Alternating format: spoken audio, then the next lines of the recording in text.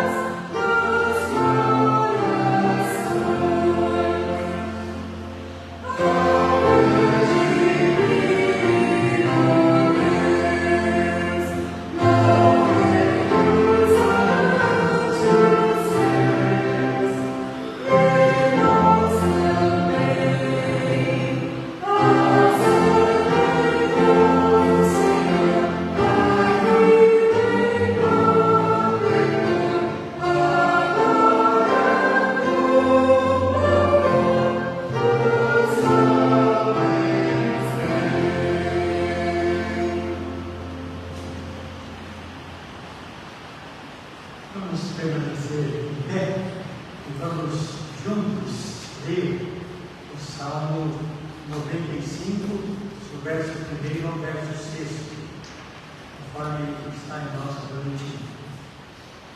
Vinde, cantemos ao Senhor com júbilo, celebremos o rochedo da nossa salvação. Saiamos ao seu encontro com ações de graças, vitoriemos com salmos, porque o Senhor é o Deus supremo e o grande Rei acima de todos os deuses.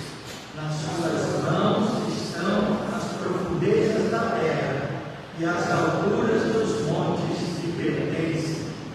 Dele é o mar, pois ele o fez, obra de suas mãos os continentes. Vinde, adoremos e prostremos, ajoelhemos diante do Senhor que nos criou. Amém. Podem sentar. Eu só queria falar alguma coisa a respeito do cântico do hino, né? Eu também nunca cantei com essa música, né? E olha que faz tempo que eu estou na igreja. O reverendo João Wilson Faustino foi nosso professor do seminário, né, de música. E ele sabia que a gente ia ser pastor, ele dizia assim: se amanhã ou depois você tiver um hino que você quer cantar e não sabe a música dele, né, você recorre a uma música emprestada. Eu acho que nesse caso todo mundo recorria à música emprestada, porque eu nunca tinha ouvido com essa melodia. Então, para que a gente consiga, como igreja, entoar de uma forma mais vibrante, o cântico exige isso, domingo que vem a gente repete, tá bom? Vamos até firmar aí uma música original dele. Ele é lindo, né? Quando ele faz o que? A invocação da Santíssima Trindade. Nós convidamos o Pai, Jesus Cristo, o Consolador, depois fecha: vem tu, ó Trino Deus, nos dirigir, nos orientar no culto de louvor e adoração que prestamos a Ele.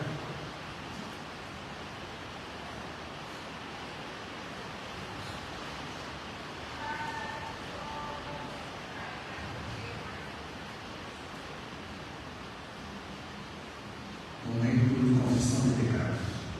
Faremos a leitura bíblica do livro de Isaías, capítulo 59, versículos 1 e 2.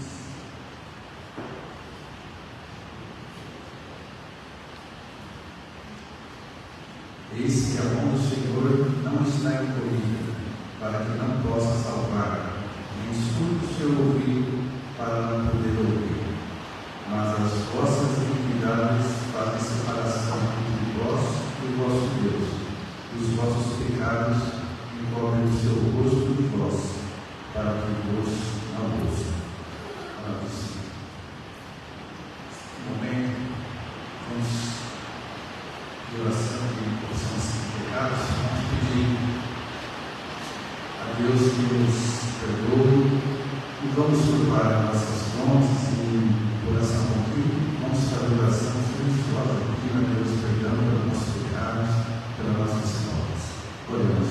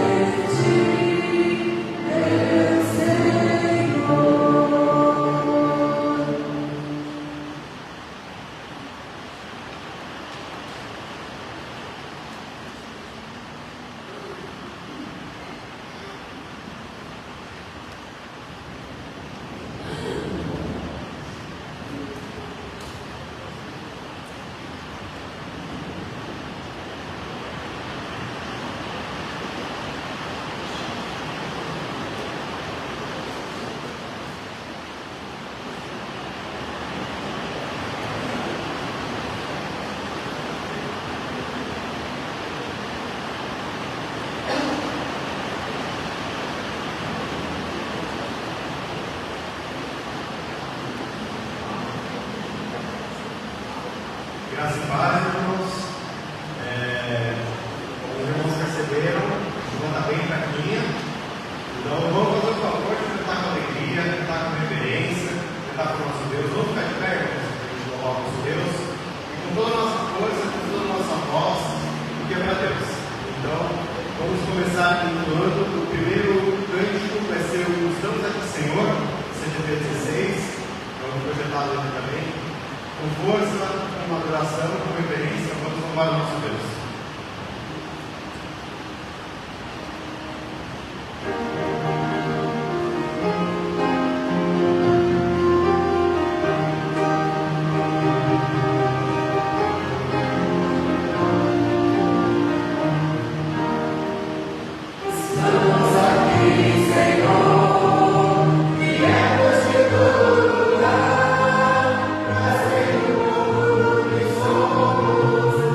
Nossa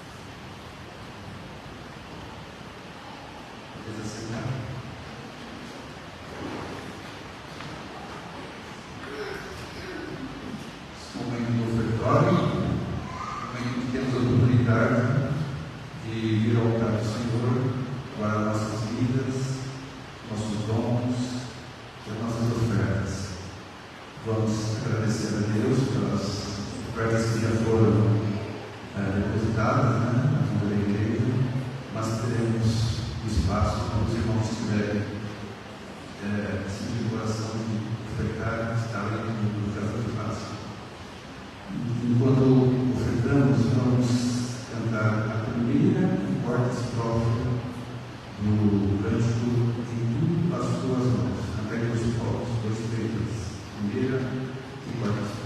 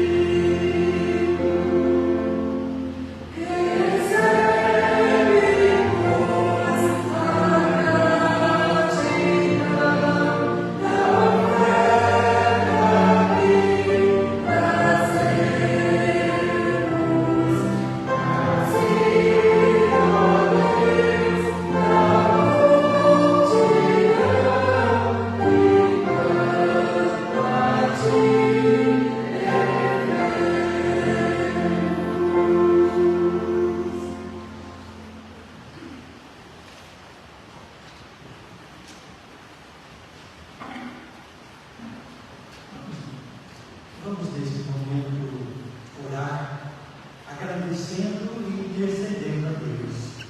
Então, eu quero que cada irmão, como fizemos no passado, possa se manifestar ou agradecendo ou tendo um motivo especial de intercessão.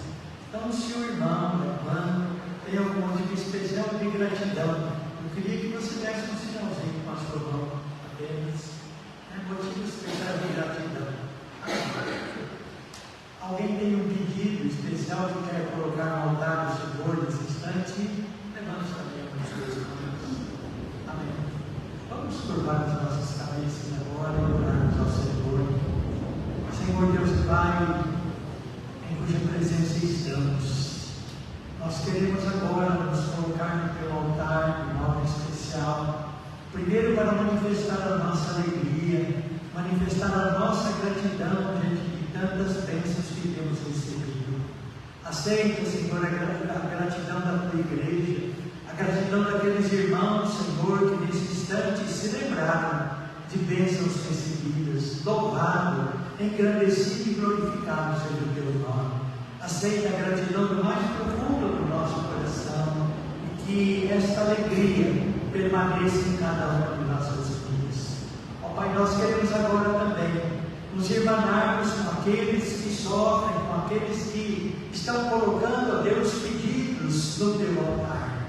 Nós não sabemos, Senhor, quais são eles, mas tu sabes todas as coisas.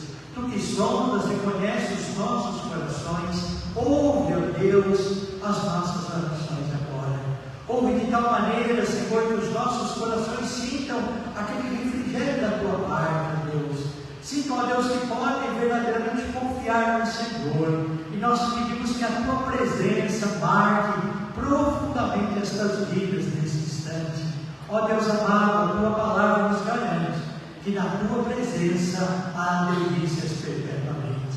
Então, ó Deus, possamos experimentar esse conforto, este consolo vindo do alto, ó Deus, e aquecemos os nossos corações. Fica conosco, ó Deus. Ouve as nossas orações mais uma vez, nós te pedimos, e seja feita a tua vontade, assim na terra como nos céus. Fica conosco, Senhor, é o nosso pedido agradecido em nome de Jesus. Amém. Nós temos crianças?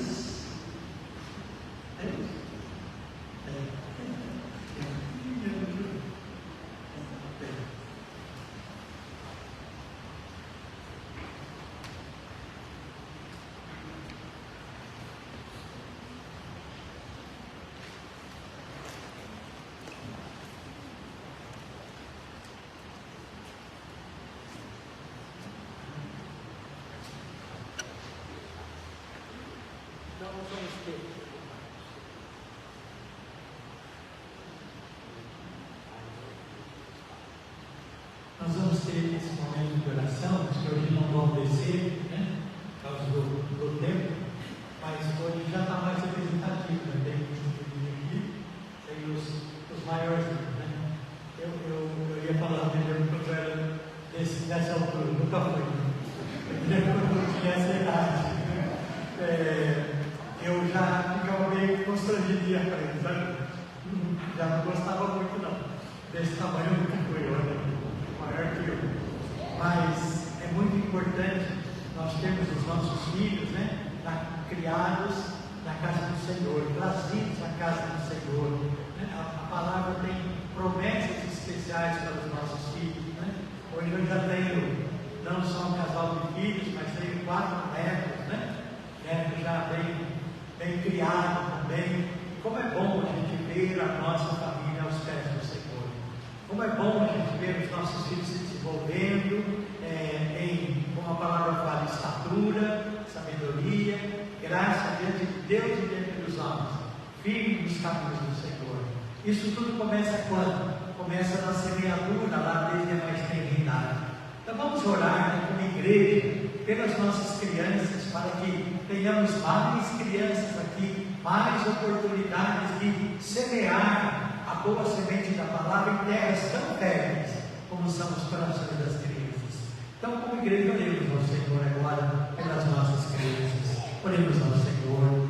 Senhor Deus e Pai, abençoe de modo especial as nossas crianças. Abençoe também cada lar que elas participam, que elas representam aqui neste instante. Que seus lares sejam ricamente abençoados por Ti. E que elas tenham, ó Deus, não apenas na igreja, mas tenham em seus lares, em suas casas também, o ensinamento da Tua palavra.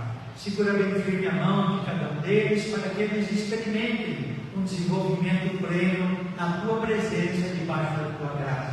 Abençoe as famílias que eles representam e abençoe a cada um deles. Dá a eles a Tua bênção, é o nosso pedido, mais uma vez agradecidos, em nome de Jesus. Amém.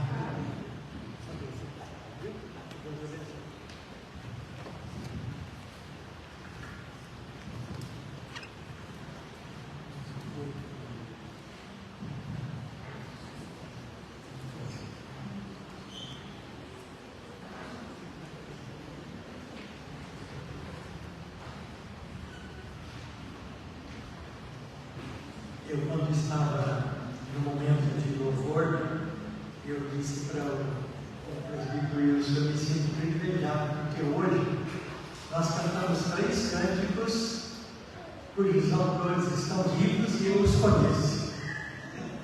Porque no cantar nós temos músicas e cânticos do século XVIII, né? 19, 18, 19, né?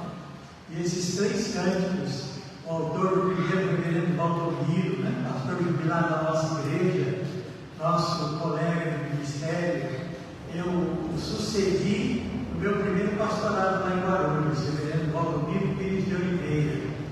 E eu me lembro que a gente cantava essa música com muito entusiasmo, assim como garotos da época, né, que o reverendo Valdomiro compôs esse cântico. O segundo é o Valdinei, conhecido como Vavá. Ele frequentou um período da quarta igreja, quando eu fui pastor lá, e o Vavá até hoje é músico, né? Transpira música, é uma pessoa muito especial, amigo de coração, e ele compôs esse cântico, a alegria está no coração de quem reconhece Jesus. E eu acho interessante que esse cântico, hoje nós cantamos ele de acordo com o seu original, que depois fizeram, ele disse assim, fizeram um puxadinho no meu cântico que eu não fiz, né? Aquele de pular, sabe? Ele disse, essa parte eu não fiz, né? E outra coisa, essa parte que colocaram tem muito a ver com a mensagem primeira. Então, eu lembro de lá em Minas, quando fui pastor lá, as crianças nossas, elas vinham à frente cantando esse cântico e elas gostavam muito dele. E o terceiro cântico juntos é do pastor Edilson Monteiro, né? Pastor da nossa igreja, depois foi pastor presbiteriano durante muitos anos, e hoje está na IPI de novo. É Reverendo Edilson, autor, compositor de muitas músicas, servo consagrado, dedicado ao Senhor. Ele é, se não me falha a memória, sobrinho do Reverendo Jaziel. Então é um privilégio nós cantarmos músicas de pessoas que nós conhecemos e que têm ministérios, né, abençoados, abençoadores, e nós estamos louvando ao Senhor através desse dom, desse talento que Deus deu a esses corações. Trouxe bastante alegria ao meu coração esses cânticos nesse instante. E esse último cântico tem tudo a ver com a nossa aula, né? Escola dominical. Leva um papelzinho para casa e reflita na mensagem desse cântico. Ela é desafiadora para nós. É assim que o Senhor quer que nós vivamos como igreja, né? Juntos na mesma fé, juntos na mesma mente, né? No mesmo amor, experimentando essa comunhão com Deus e com os nossos irmãos. Eu quero convidar a atenção dos irmãos para a leitura, né, de Colossenses capítulo 3, como está indicado aí, Colossenses capítulo 3, dos versículos 12 a 17. Se os irmãos estiveram conosco aqui no domingo passado, vão se lembrar que nós pregamos sobre Colossenses capítulo 1, dos versos 9 ao verso 12, quando fala de uma oração do apóstolo Paulo pela igreja. E nós desafiamos a igreja a orar, né? A orar. Como o apóstolo Paulo fez por uma igreja que ele nem conhecia, que nós pudéssemos fazer oração em favor da igreja da qual fazemos parte. E hoje nós queremos caminhar mais um pouquinho dentro da carta de Paulo aos Colossenses, no capítulo 3, pensando um pouco naquela figura do individualismo e a comunhão cristã, né? Estou batendo um pouco nessa tecla aqui nesse momento inicial, lembrando também aos irmãos que no próximo domingo nós devemos iniciar o nosso estudo do livro de Neemias, né? O livro de Neemias vai ser o livro estudado por ocasião da escola dominical. Então nós falamos 2 domingos sobre comunhão e depois agora vamos ser desafiados pelos ensinamentos do livro de Neemias. Voltando aqui ao texto, Colossenses capítulo 3, dos versos 12 a 17, a palavra diz assim: revesti-vos, pois, como eleitos de Deus, santos e amados, de ternos afetos de misericórdia, de bondade, de humildade, de mansidão e de longanimidade.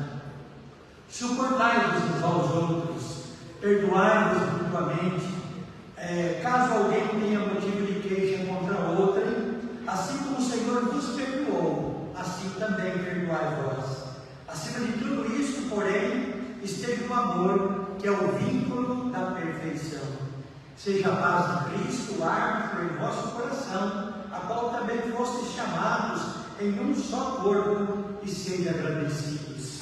Habite ricamente em vós a palavra de Cristo, instruí-vos e aconselhai-vos mutuamente em toda a sabedoria, louvando a Deus com salmos e hinos e cânticos espirituais, com gratidão em vosso coração.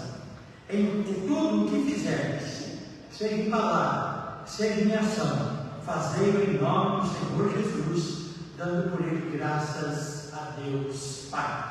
Até o versículo 17 de Colossenses, capítulo 3. Vamos curvar as nossas cabeças em mais uma palavra de oração. Senhor Deus e Pai, acabamos de ler a tua palavra. Sabemos que ela é viva e eficaz e mais penetrante do que uma espada de 2 gumes. Então, ó Deus, nós te pedimos nesse instante, permita, ó Deus, que esta palavra penetre em cada um dos nossos corações de tal maneira que aprendamos da tua parte. Que o nosso meditar seja sobretudo agradável na tua presença e possa, ó Deus, nos levar a uma consagração maior, a uma dedicação maior a ti e à tua obra, Senhor. Fica conosco, fala conosco, ó Deus. Queremos ouvir a tua voz. É o nosso pedido agradecido em nome de Jesus. Amém.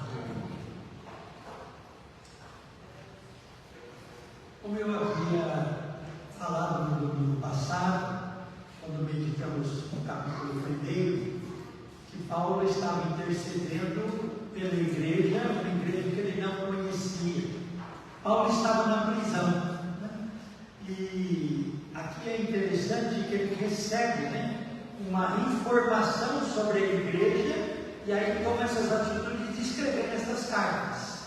Então, ele tinha recebido, sobre a igreja de Colossos, ele tinha recebido notícias de falsas doutrinas que estavam sendo ensinadas aos cristãos daquela igreja. Esses falsos mestres ensinavam que haviam seres espirituais que controlavam o universo, os quais devem ser respeitados e obedecidos. Diante disso, o que ele faz? Ele afirma na carta, em diversos lugares, que Cristo é superior a todos esses seres e que Ele tem supremacia absoluta. Vamos dizer assim, em Cristo, né, não tem para mais ninguém. Em Cristo não tem que temer esse tipo de poder, esse tipo de autoridade aí, mística, né, que queriam os gnósticos passar para a igreja de Colossos. Os falsos mestres também diziam que os cristãos precisam obedecer certas regras e leis acerca da comida, da bebida, dos dias santos, e precisam submeter o corpo a uma rigorosa disciplina. Então, amados, Paulo também não concorda com esse tipo de vida, né? Com esse tipo de regra, com esse tipo de ordenança. E ele diz que nada disso tem valor espiritual para o cristão, pois a vida verdadeira dos cristãos é o próprio Cristo. E nós fazemos parte desse corpo, do corpo de Cristo. O mais importante é isso. Essas ordenanças, elas vão terminar um dia, e não tem valor eterno nas nossas vidas. E ele os anima a que continuem fiéis, tendo a sua fé construída sobre um alicerce firme e seguro, e que não sigam ensinamentos inventados por qualquer um. Esse texto fala que as pessoas queriam subjugar outras, né? Escravizando-as com essas regras, com essas normas de não pode isso, não pode aquilo, vindas do judaísmo muitas vezes. E Paulo desmonta então essas teorias também. E Paulo fala da nova vida que os cristãos têm por estarem unidos com Cristo e como essa vida se manifesta especialmente no amor de uns para com os outros. Amados, é aqui que nós queremos nos ater, né? A vida cristã, né? O fato de estarmos unidos com Cristo deve gerar em nós uma transformação tal que nós evidenciemos algumas dessas marcas em nosso dia a dia. Na segunda parte desta carta, o apóstolo fala sobre o efeito então do Evangelho na vida daqueles que creem em Cristo como Senhor e Salvador. Então, nessa perspectiva, nessa disposição, nós convidamos os irmãos a refletirem conosco agora, do versículo 12 ao versículo 17 de Colossenses 3. E ele começa dizendo: revestimos, pois, como eleitos de Deus, santos e amados, de ternos afetos de misericórdia, de bondade, de humildade, de mansidão, de longanimidade. O desafio que Paulo faz naquela igreja pela qual ele orou para que ela se desenvolvesse, se fundamentasse, crescesse, era que ela experimentasse na prática esses valores que Cristo legou à sua igreja. Então, revestimos como eleitos de Deus. Esse revestido, né, coloque uma nova roupa, coloque uma nova roupagem, deixe aquela roupagem antiga lá do paganismo, quando vocês não conheciam a Cristo, ou do legalismo, quando viviam presos à escravidão da lei, e agora se revistam de uma nova roupa. Essa roupa se chama o Evangelho de Jesus Cristo, os ensinamentos de Jesus Cristo. Deixem eles tomar conta da vida de vocês. Então ele diz: revestidos como eleitos de Deus, olha, escolhidos por Deus, santos e amados, de ternos afetos de misericórdia. Essa misericórdia, né, é alguma coisa que nós devemos aos nossos irmãos. Ter misericórdia uns dos outros, né? Nos leva exatamente ao perdão de uns aos outros. Ternos afetos de misericórdia, de bondade. Demonstração de bondade não tem lugar onde essa bondade não ocupe espaço, essa bondade não seja bem-vinda. Humildade. A palavra nos ensina a não nos considerarmos superiores a ninguém, mas termos essa postura de servo. Por quê? Porque o nosso maior modelo é exatamente Jesus Cristo, que não tem como usurpação ser igual a Deus, antes se esvazia de si mesmo, assumindo a forma de servo e se humilhando ao máximo que podia, foi obediente ao Pai até a morte e morte de cruz. Jesus Cristo é o nosso maior modelo de humildade. Sendo Senhor, Ele esvaziou-se de si mesmo, de mansidão, de longanimidade. Mansidão e longanimidade aqui são apresentados pelo próprio apóstolo Paulo também como fruto do Espírito. Esses devem fazer parte das nossas vidas. E ele continua, aqui, ou melhor, vamos ficar um pouquinho ainda no versículo 12, esta passagem descreve a vida do corpo de Cristo. A igreja do corpo de Cristo é caracterizada em sua essência, ou seja, eleitos de Deus, santos e amados. Não estamos aqui porque somos bons, estamos aqui porque somos melhores, mas estamos aqui porque fomos escolhidos, separados pelo Senhor para uma missão. 3 termos se referindo aos atos de Deus em favor da igreja, que sou eu sou a igreja, mas não só eu e cada um dos nossos irmãos e irmãs. Deus elege, Deus santifica e Deus ama a todos em Cristo, eleitos, santos e amados. Em Efésios capítulo 3, melhor dizendo, versículos de 4 a 6, Paulo fala exatamente dessa eleição. E ali ele diz: assim como nos escolheu nele antes da fundação do mundo, para sermos santos e irrepreensíveis perante ele, e em amor nos predestinou para ele, para a adoção de filhos, por meio de Jesus Cristo, segundo o beneplácito de sua vontade, para o louvor da sua glória, de sua graça que nos concedeu gratuitamente no amado. Nesse versículo 12 ainda, ele fala dessa comunhão cristã, fala ainda dessas virtudes que nós acabamos de elencar. No versículo 13, suportai-vos uns aos outros.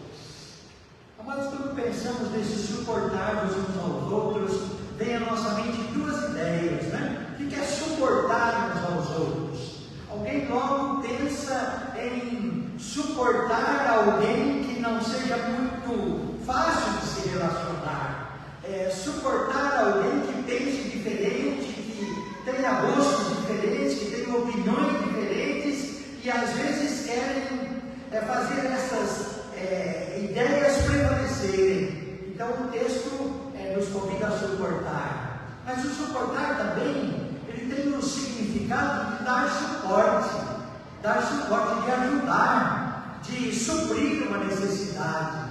Então, amados, o desafio aqui é suportar e perdoar uns aos outros como que? Como Cristo fez. Eu gosto muito desse texto do versículo 13, quando o apóstolo Paulo ele fala: perdoai-vos mutuamente caso alguém tenha motivo de queixa contra outra. Só que ele não diz simplesmente isso, ele usa um modelo, usa uma referência. Em outros textos, quando Paulo ensina a igreja, quando Paulo exorta a igreja, quando Paulo fala acerca da consagração, da dedicação, ele usa às vezes a sua própria vida, mostrando que ele tinha um procedimento que poderia ser imitado pelos irmãos. Aqui é diferente. Quando ele fala de perdão, ele não fala para olhar para ele, para fazer o que ele faz, mas ele fala para olhar para Cristo. Olhar para Cristo por quê? Porque Cristo é o único que nos perdoou incondicionalmente. Cristo é o único que levou sobre si a iniquidade no mundo todo.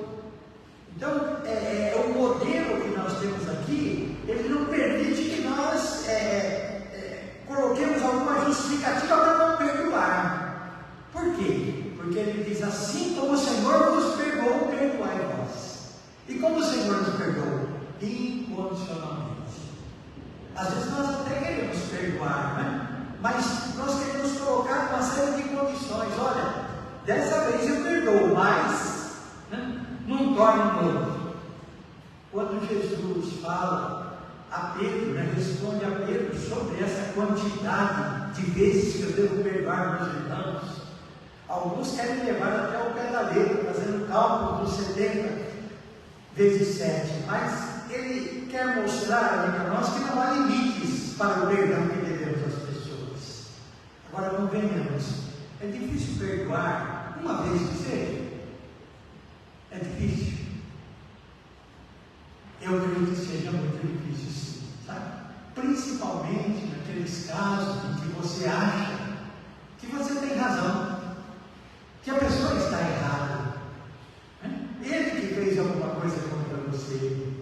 Meus irmãos, já imaginou se Cristo levasse em consideração isso para nos dar o seu perdão?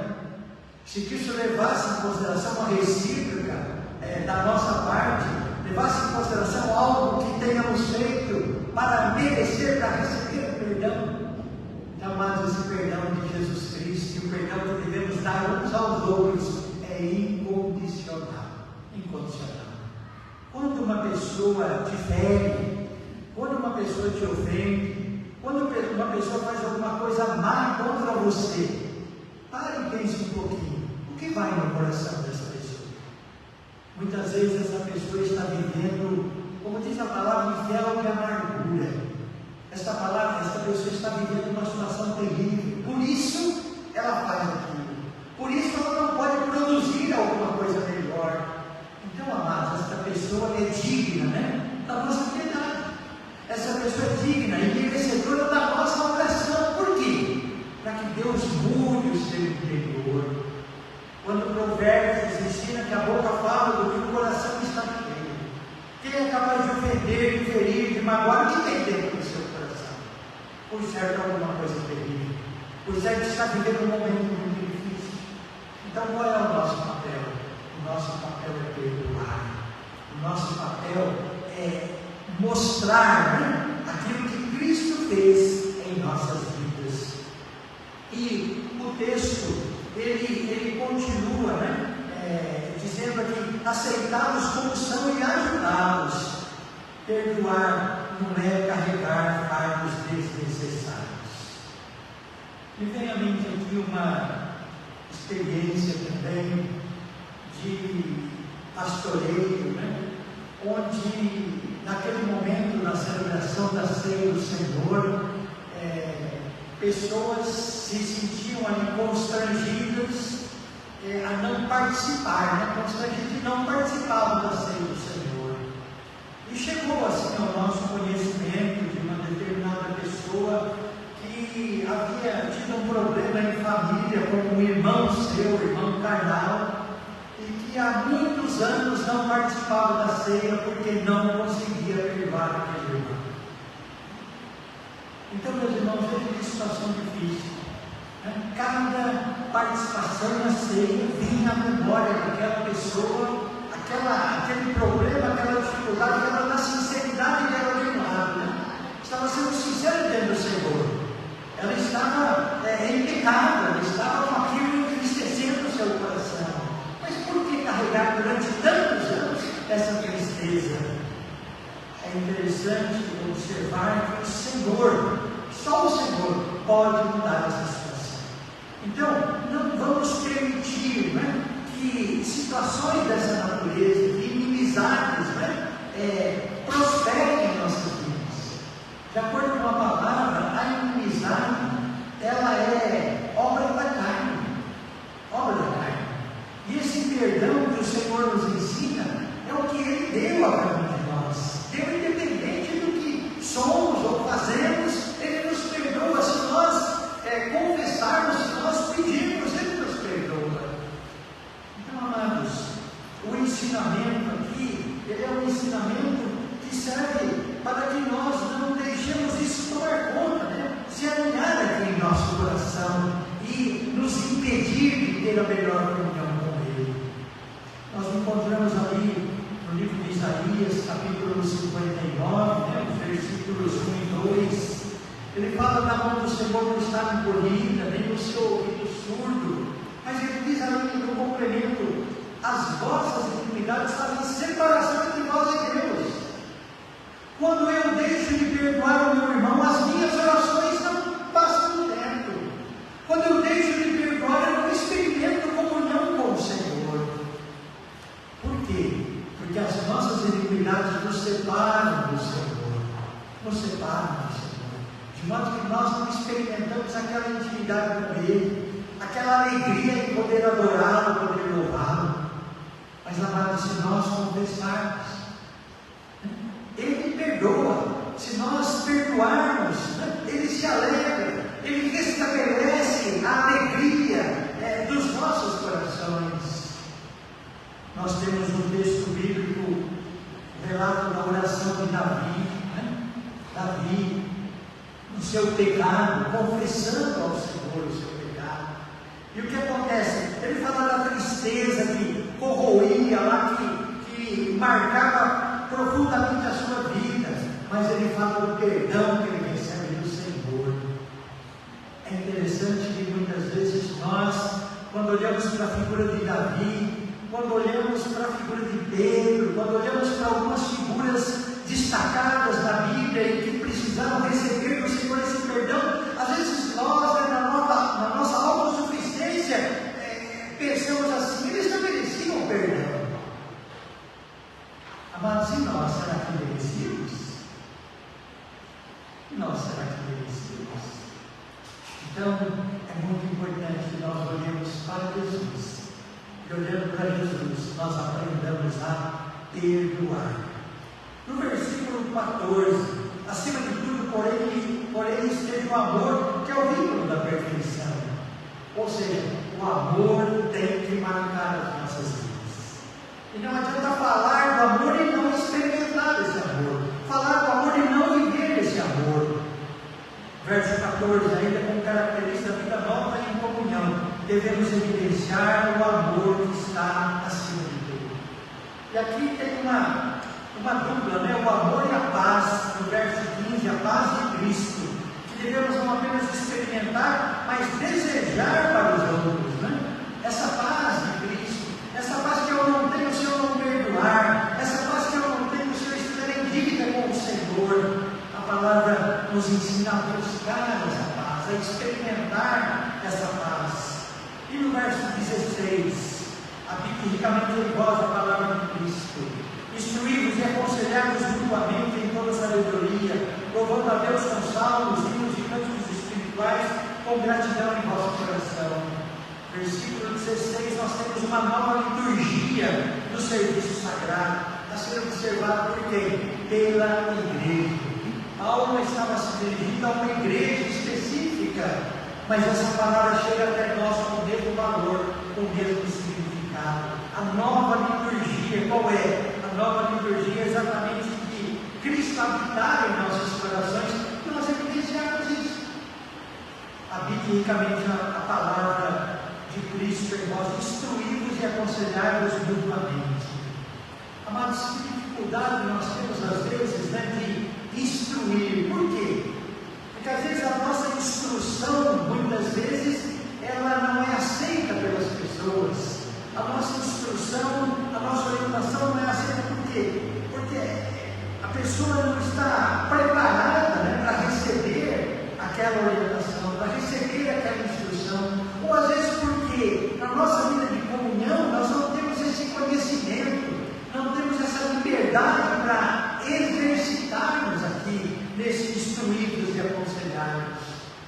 Por isso nós batemos bastante pela manhã nessa tecla da comunhão, do conhecer, do não julgar, do orar uns pelos outros. E o texto nos desafia exatamente a isso. E no verso 17, ele faz como que um fecho de como deve ser a vida cristã, dizendo que tudo o que fizeres, seja em palavra, seja em ação, fazei-o em nome do Senhor Jesus, Cristo supremo em tudo, dando por ele graças a Deus Pai. Vamos pensar um pouquinho nesse desafio. E tudo o que fizer, seja em palavra, seja em ação, fazer em nome do Senhor Jesus. Meu filho conta uma experiência de um amigo dele, que segundo o que ele comentou, até o incomodava um pouco, porque tudo que ele falava, ele usava a expressão em nome de Jesus. E ele dizia assim, mas que coisa, né? Qualquer coisa que ele fala em nome de Jesus, em nome de Jesus, em nome de Jesus. E só que com o passar do tempo ele foi percebendo, né, que aquele amigo dele tinha razão. Por quê? Já imaginou se tudo que nós fazemos, tudo que nós falamos, tudo que nós tudo que nós externamos, né, nós o fizéssemos em nome de Jesus? Será que Jesus seria assim, um avalista, né? Avalizaria todas as nossas palavras, atitudes, gestos? Será que ele avalizaria?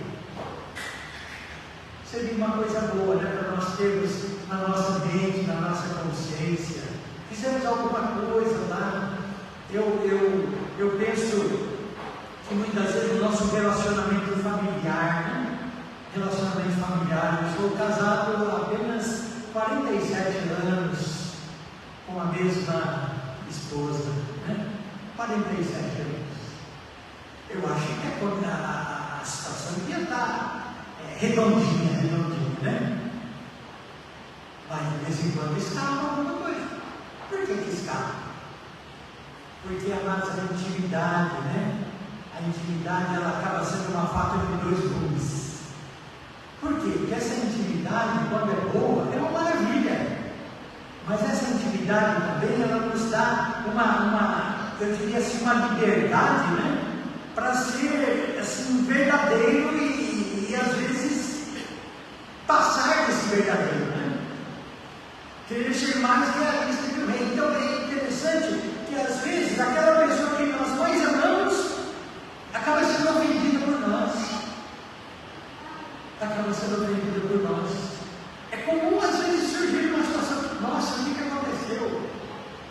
Uma pergunta que recebe uma resposta atravessada. Por que isso? Por que isso? Então, mas é muito interessante quando a gente faz isso, né? Quando eu faço isso, quando a minha esposa faz isso, a gente percebe que normalmente o Senhor já começa a agir. Tá? Ele começa a agir. E começa a nos incomodar. Começa a nos incomodar. Por que eu fiz isso? Né? Como justificar isso, essa atitude, essa grosseria do modo de falar, né? essa resposta esquisita? Por que isso? Então, amados, porque nem tudo aquilo que nós fazemos conseguimos fazer em nome de Jesus. Olha que coisa interessante, quando nós temos aquele desafio da evangelização, né? Nós aprendemos a aprender de mim que sou manso e humilde de coração, e encontrarei descanso para as vossas almas. Aprender de mim. Amados, eu preciso a cada dia aprender. Eu preciso a cada dia domar, às vezes, a minha língua, domar ali o meu sentimento, o meu pensamento, para torná-lo cativo em Cristo, para que eu possa experimentar, evidenciar aquilo que a palavra nos ensina, aquilo que a palavra quer que nós façamos, ou seja, em tudo que fizer, seja em palavra, seja em ação, fazei-o em nome do Senhor Jesus, dando por ele graças a Deus Pai. Quando eu falei que essa intimidade, ela é uma faca de dois gumes, eu pensei bem naquela situação de paciência, né? Como pastor, nós somos chamados a ter paciência. Paciência com aqueles que são fáceis de tratar, com aqueles que são difíceis de tratar, pacientes com todas as faixas etárias da igreja, pacientes na administração do corpo, né? Do trabalho com a igreja. Só que isso é exigido de nós também em casa, exigido de nós também com a esposa, com os filhos. Essa paciência também precisa marcar a nossa vida. Eu não preciso ser paciente só na igreja e na casa nós não darmos o mesmo exemplo. Tem um exemplo clássico, né, tradicional, que muitos usam, e até usamos assim, quando é um pastor que usa o exemplo, ele fala de um certo presbítero. E quando é o presbítero que dá o exemplo, ele fala de um certo pastor, cuja esposa veio com uma mala um dia para a igreja. Né? Chegando na igreja, por que você veio com a mala? Eu quero morar aqui, né? Porque aqui o meu marido. Né? Aí eu falei, se é presbítero, conta a história, fala de um pastor. Se é um pastor, fala de um presbítero. Né? Para mostrar o quê? Que às vezes, amado, nós experimentamos isso. Né? Experimentamos isso. Ou seja, uma casca, uma aparência de santidade e uma vida onde não há essa santidade. Então o texto nos desafia que, independente do que estejamos experimentando, nos desafia a fazer tudo, né? Fazer tudo que fizer, seja em palavra, seja em ação, fazer em nome de Jesus. Amados, se Deus promete, né, estar conosco, promete suprir todas as nossas necessidades, né? Por certo, Ele quer suprir essas de cada um de nós também. Então eu quero deixar esses desafios, né? Esses desafios do quê? De evidenciar na nossa vida mesmo, na nossa experiência prática, os ensinamentos de Jesus Cristo. E tudo o que fizermos, seja em palavra, seja em ação, fazei-o em nome do Senhor Jesus. A comunhão da comunidade, ela deve estar fundamentada na palavra, o que nos habilitará a nos instruirmos e nos aconselharmos mutuamente, a louvar a Deus com cânticos de espírito de gratidão. Um dos cânticos que nós entoamos que marca bem esse espírito de gratidão é aquele que fala por tudo que tens feito, por tudo que vais fazer, por tuas promessas, tudo que és, eu quero te agradecer. Que esse seja o espírito que tome conta das nossas vidas. E por último, falar e agir ganha um significado sagrado também. Por quê? Que devem ser feitos em nome de Jesus. Amados, quando nós olhamos para esse texto, quando nós olhamos para o ensinamento que Paulo escreve à igreja de Colossos, quando nós olhamos para nós mesmos e percebemos que nós precisamos verdadeiramente dessas orientações, eu quero encerrar dizendo, mesmo estando em um mundo onde esse individualismo, onde essa autossuficiência, ela tem prevalecido, nós somos desafiados a viver em comunhão. E nesse desafio de viver em comunhão, nós somos chamados a crescer em comunhão a cada dia, sabendo que, devido à nossa velha natureza, isso só será possível em e através de Cristo. Ou seja, o desafio para vivermos, né, como corpo de Cristo, o desafio de evidenciarmos estas virtudes anunciadas pela palavra, ela está exatamente, o desafio está ligado a essa disponibilidade de que o Espírito Santo possa vir ao nosso encontro, fazer esta obra e nos levar a mostrar, né, isso ao mundo. Ali no final do Sermão do Monte, nós encontramos uma exortação muito clara a respeito disso que eu estou falando, quando Jesus diz assim brilhe a vossa luz diante dos homens, para que vejam as vossas boas obras e glorifiquem a vosso Pai que está nos céus. Amados, que nós possamos ser vistos, né? Não para nossa honra e glória, ser vistos, e essa visualização possa honrar e glorificar o nome do Senhor. Possamos ser vistos na nossa prática, nas nossas atitudes, nas nossas atividades. Até no domingo passado, a nossa irmã Márcia ainda falou do seu ambiente de trabalho, né, muito difícil, ambiente onde muitas coisas ruins acontecem, né? Ela diz que o simples fato de você viver, o cristianismo ali, né? Nas suas atitudes, nos seus gestos, nas suas palavras, acaba sendo um testemunho significativo.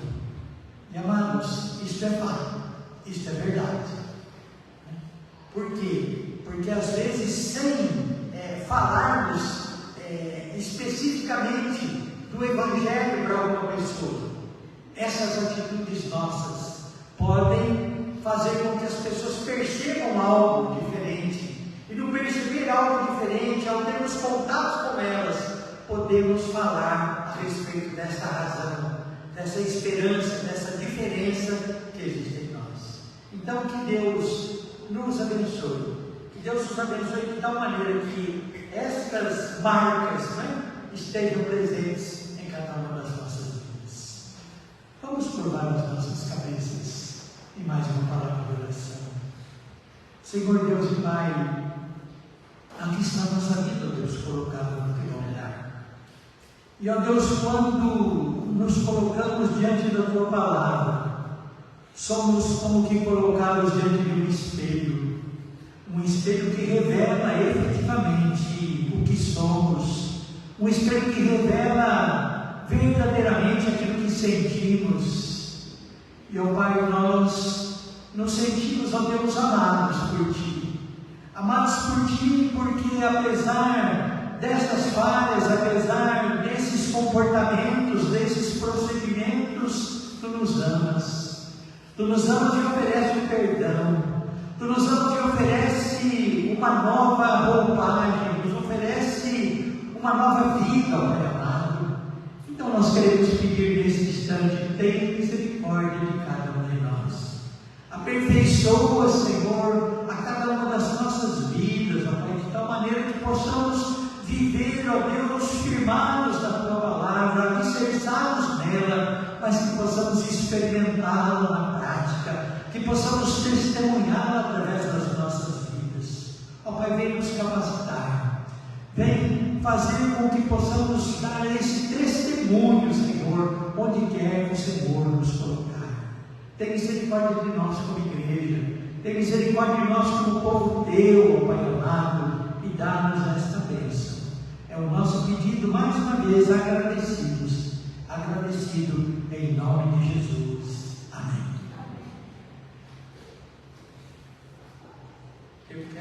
Nós vamos cantar nesse instante o hino de número 177 do Cantar dos Povos. Isso eu não sei com que música nós vamos cantar. Hein? É conhecido? Então vamos colocar.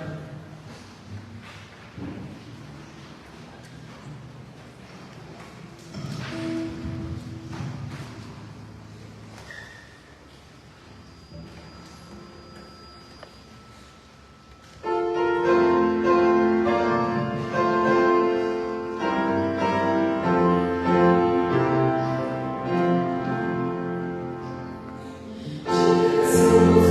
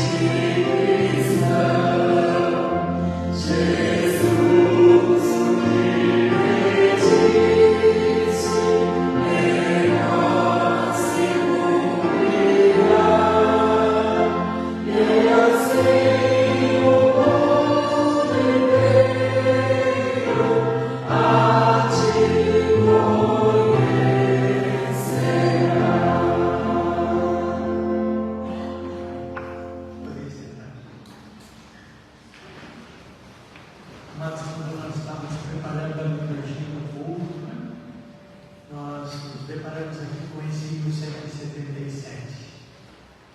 Quando eu olhei para ele, eu vi 5 estrofes. Eu falei, é muito grande, eu vou tirar alguma estrofe. E comecei a ler as estrofes. E não consegui tirar nenhuma. Não consegui tirar nenhuma. Todas são altamente desafiadoras. Eu só quero destacar a última, né? Quando ele diz assim: se tua igreja toda viver em santa união, será bendito sempre o nome de cristão. Jesus, o que pediste em nós se cumprirá, e assim o mundo inteiro a ti conhecerá. Jesus orou, né, pelos seus discípulos, pela sua igreja, para que eles fossem um. Né? Para quê? Para que o mundo creia que tu me enviaste. Então, amados, oremos pela nossa unidade, oremos pela ação do Espírito nas nossas vidas, nos tornando melhores para Ele. Eu sei que no domingo a Patrícia fez os avisos aqui, né? Então, no domingo que vem, né, 2 avisos. A aula de escola dominical, começaremos o estudo de Neemias, né? E depois do culto, o nosso junta panelas, né? O primeiro momento de confraternização, o primeiro momento para nos conhecermos melhor, assim, ao redor da mesa, né? Conhecermos o apetite de cada um, né? Conhecermos um pouquinho, né? Um pouquinho melhor. Então nós estamos fazendo esse apelo à Leila, né? Que é minha irmã, 2 vezes, né? Desde que nasceu, e em Cristo também. Ela ficou responsável por pegar os nomes, né, das pessoas, definir aí o cardápio para que domingo nós continuemos aqui o nosso culto depois do almoço, né? Cultuando ao Senhor aí ao redor da mesa, sempre uma oportunidade gostosa. Então nós deixamos esse convite, esse apelo aos irmãos. Que Deus nos abençoe. E que Deus dê também à nossa igreja uma semana abençoada e abençoadora. Abençoada porque nós precisamos da bênção de Deus, e abençoadora porque nós precisamos evidenciar o fruto do Espírito nas nossas vidas. Que Deus nos abençoe. Amém. Vamos nos colocar em pé, então, orarmos juntos a oração que o Senhor nos ensinou. Depois estaremos impetrando a bênção, né, e cantando o responso. Então vamos orar ao Senhor juntos a oração do Pai Nosso. Pai nosso que estás nos céus, santificado seja o teu nome. Venha o teu reino e seja feita a tua vontade, assim na terra como nos céus. O pão nosso de cada dia nos dai hoje, e perdoe as nossas dívidas, não nos deixes cair.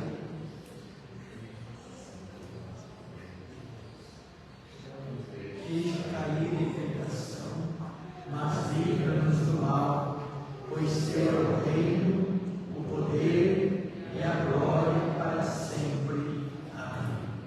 Recebei a bênção.